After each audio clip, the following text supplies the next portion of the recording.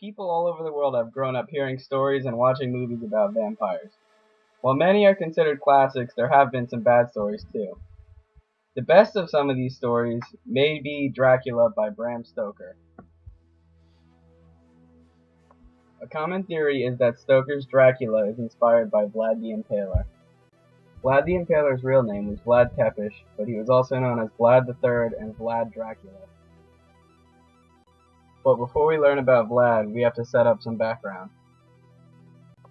Most of Vlad's life revolved around Wallachia, a region in the south of Romania. Wallachia was at the heart of the Ottoman invasion in the Christian land, and its leaders often formed alliances with the Christians and the Ottomans.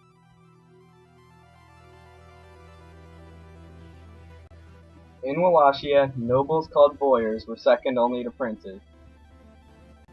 The boyars in Wallachia voted on who would hold the throne, which allowed for violent means of succession. This meant that if you wanted the throne, all you had to do was gain the support of the boyars and kill the current ruler. Now we'll talk about how Vlad got the name Dracula. Vlad's father, Vlad II, was invited to join an exclusive group called the Order of the Dragon. Because of his membership in this group, Vlad II was allowed to take the name Dracul, the dragon. When his son Vlad III was born, the name Dracul was passed down, but became Dracula, son of the dragon. Vlad was born during the winter of 1431 in a small town called Sighisoara in Transylvania. While living with his family in Sighisoara, Vlad was educated by his mother. Sometime later, Vlad's father killed the current ruler of Wallachia and was able to take the throne. During his father's stay on the throne, Vlad learned all the skills of a knight and a future ruler. However, this life of luxury would not last, because at the age of 13, Vlad and his brother were taken hostage by Turkish soldiers. Vlad stayed with the Turks for 4 years. After the 4 years, the Turks supported Vlad for the Wallachian throne. After being released, Vlad's father, Vlad II, was still ruler of Wallachia.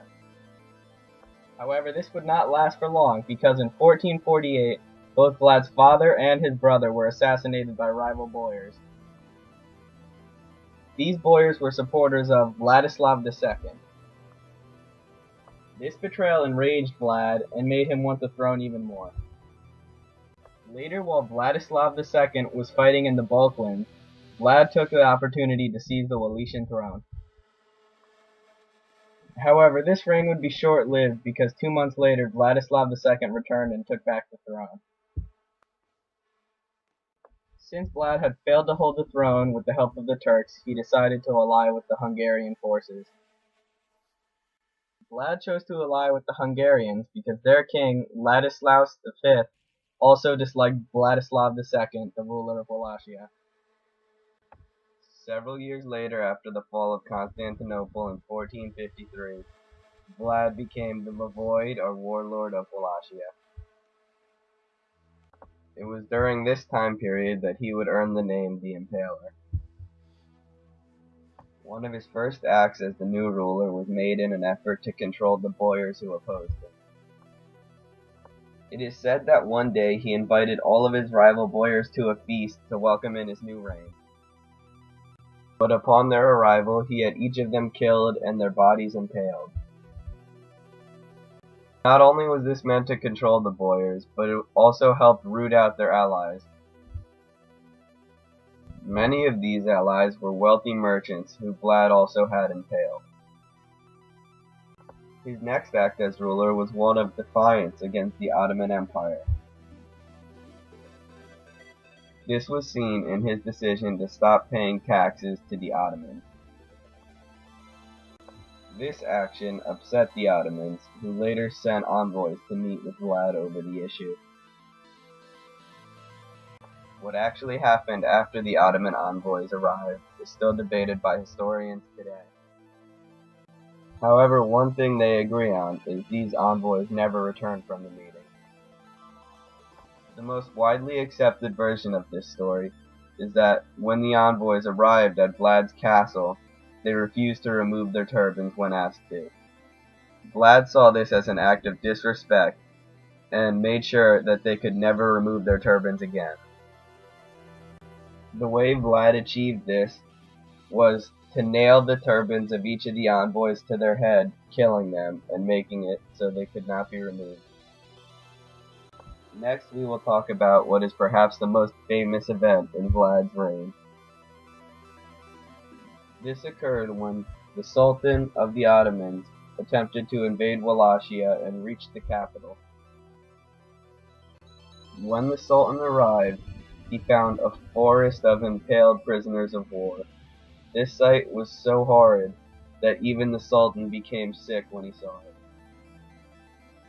Even though this sight instilled fear in the Ottomans, it would not slow down their conquering of Wallachia.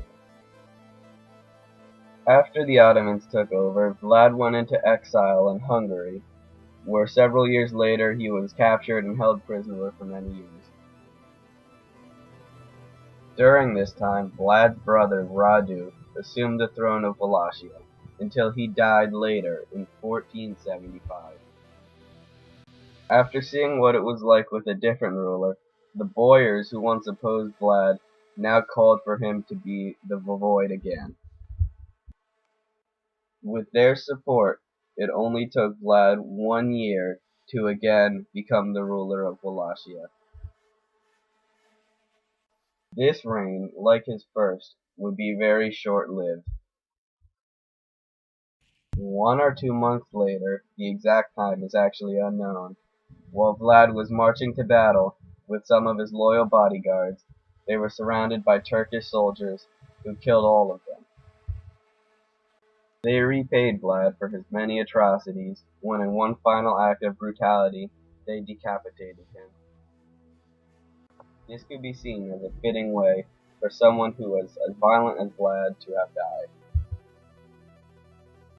Though during Vlad's life he committed many atrocities against his own people and their enemies, he is still looked upon in a bright light in Romania.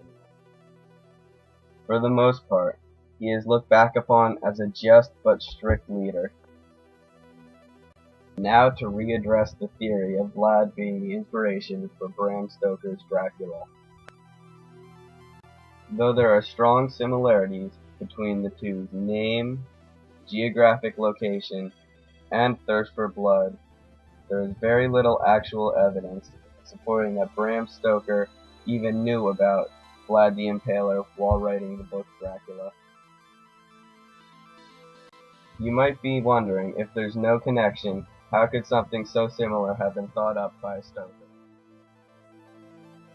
The closest thing to an answer for that question is that Stoker's son said that his father thought of the story during a nightmare after eating too much crab before going to sleep.